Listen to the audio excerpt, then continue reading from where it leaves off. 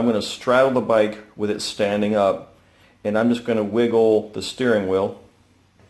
And then we're going to focus on the swing arm bushings. These swing arm bushings, by the way, are, might as well consider them brand new. They were installed August of last year. Keep it kind of low. And here, bring it up here to show the steering.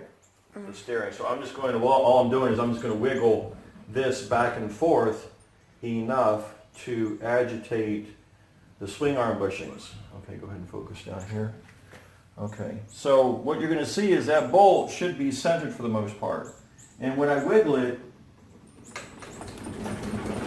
you're going to see that bolt move. Okay, and that's not right.